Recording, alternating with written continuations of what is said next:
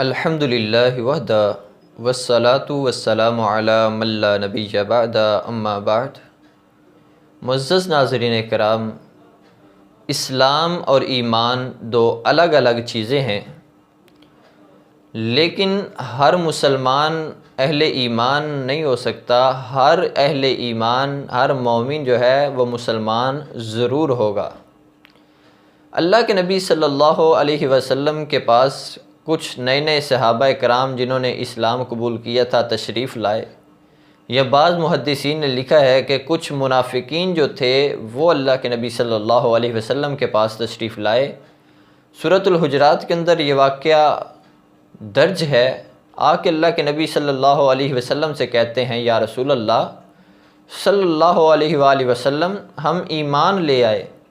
تو اللہ تعالیٰ نے فوراً ان کو ٹوکتے ہوئے کہا کہ اے پیغمبر، ان سے کہیے کہ ہم اسلام لے آئے، یہ نہ کہیں کہ ہم ایمان لے آئے۔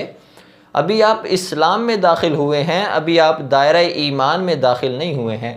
تو پتہ یہ چلا کہ اسلام اور ایمان دو الگ الگ چیزیں ہیں۔ وہ الگ بات ہے کہ اسلام جو ہے وہ ہر بندے کا برابر ہوتا ہے، لیکن ایمان جو ہے ہر بندے کا اپنا اپنا ہوتا ہے۔ لیول ایمان کا کئیوں کا زیادہ ہوتا ہے اور کئی لوگوں کا کم ہوتا ہے، جیسا کہ اللہ تعالیٰ کا قرآن اس بات کی گواہی دیتا ہے، وَإِذَا تُلِيَتْ عَلَيْهِمْ آيَاتُنَا زَادَتْهُمْ ایمانا، کہ جن کے سامنے اللہ کی آیات کی نشانیوں کی تلاوت کی جاتی ہے ان کے ایمان بڑھ جاتے ہیں، زیادہ ہو جاتے ہیں۔ تو حضرات گرامی قدر، یہ ایمان اور اسلام کی بحث، اس میں اسلام کے 5 بنیادی ارکان جو ہم سب جانتے ہیں، کلمہ طیبہ، نماز، روزہ، زکوٰۃ اور حج، یہ 5 اسلام کے بنیادی ارکان ہیں۔ اسی طرح ایمان کے بھی کچھ بنیادی ارکان ہیں۔ ایک صحابی اللہ کے نبی صلی اللہ علیہ وآلہ وسلم کے پاس تشریف لائے، آ کے عرض کرتے ہیں، یا رسول اللہ صلی اللہ علیہ وسلم، اخبرنی عن الایمان، مجھے ایمان کے متعلق خبر دیجئے، مجھے بتائیے ایمان کے متعلق، ایمان کس چیز کو کہتے ہیں؟ فرمایا، ان تؤمن باللہ، یہ کہ تو اللہ پہ ایمان لے کے آئے، اس بات پہ پورا یقین اور اعتماد رکھے کہ کائنات پہ کوئی ہستی موجود ہے جس نے مرنے کے بعد مجھے اٹھانا ہے، میرا حساب لینا ہے، میرے اچھے اور برے اعمال کی جزا و سزا دینی ہے۔ تو سب سے پہلا ایمان رکھنے کا جو بنیادی رکن ہے وہ اللہ کے اوپر ایمان رکھا جائے۔ دوسرا جو عمل ہے، دوسرا جو رکن ہے وہ یہ ہے کہ رسولوں پر ایمان رکھنا، کہ اللہ تعالیٰ کے بندوں کی رشد و ہدایت کے لیے، ان کو صحیح راستہ دکھانے کے لیے، حق اور سچ کی پہچان کروانے کے لیے اللہ تعالیٰ نے وقتاً فوقتاً انبیاء کو، رسولوں کو، پیغمبروں کو بھیجا ہے، نازل کیا ہے۔ تو اس چیز پہ بھی ایمان رکھنا ایمان کا دوسرا رکن ہے۔ اب تیسرا رکن جو اسلام ایمان کا ہے وہ اللہ کے نبی صلی اللہ علیہ وآلہ وسلم نے بتایا، فرمایا جو تیسرا ایمان کا رکن ہے وہ فرشتوں پہ، ملائکہ پہ ایمان رکھنا ہے، کہ اللہ تعالیٰ کی ایک نورانی مخلوق ہیں جس کو فرشتے کہا جاتا ہے۔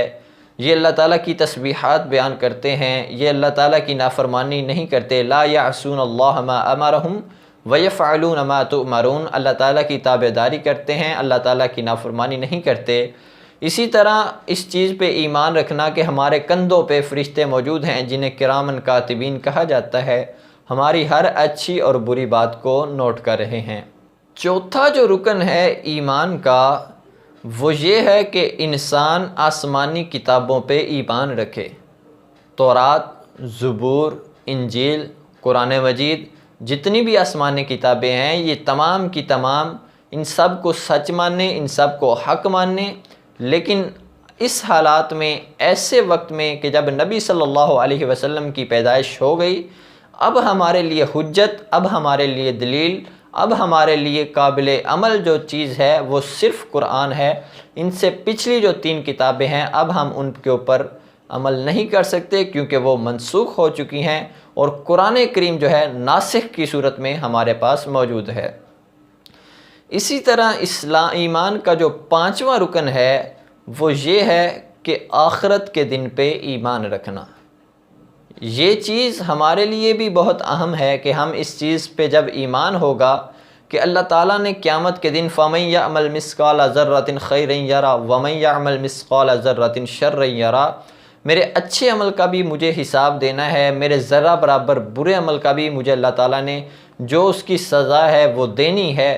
اگر ہمارا ایمان یہ رہے گا، اگر ہمارا ایمان اس چیز پہ پختہ رہے گا، پھر ہم گناہ کرتے ہوئے 100 دفعہ سوچیں گے، 1000 دفعہ سوچیں گے، اور اس گناہ سے، اس لعنت سے اور اس طرح دھوکے، فراڈ اور جھوٹ سے ہم محفوظ رہیں گے۔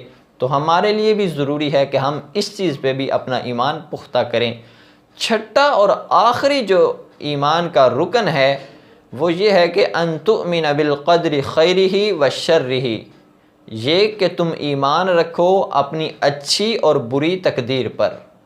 یہ بہت ہی اہم اصول ہے، بہت ہی اہم رکن ہے کہ انسان کو اس چیز پہ اعتماد ہو، اس چیز پہ بھروسہ ہو کہ میری تقدیر میں جو لکھا ہے وہ مجھے مل کے رہنا ہے۔ انسان بے صبرہ نہ ہو، انسان جو ہے جذباتی اور جلد باز نہ ہو۔ اللہ تعالیٰ نے جو اس کی تقدیر میں لکھا ہے، جتنا رزق اس کے مقدر میں لکھا ہے، جتنی اس کے مقدر میں آزمائشیں لکھی ہیں، یا اسی طرح جتنی اس کے مقدر میں پریشانیاں لکھی ہیں وہ اس تک پہنچنی ہیں۔ یہ نہیں سوچ سکتا انسان کہ میں اگر یہ کام نہ کرتا تو یہ نہ ہوتا، میں اگر ایسا نہ کرتا تو ایسا نہ ہوتا۔ وہ نہ بھی کرتا پھر بھی ہونا تھا، کیونکہ یہ اس کے مقدر میں، یہ اس کی تقدیر میں لکھا ہوا ہے۔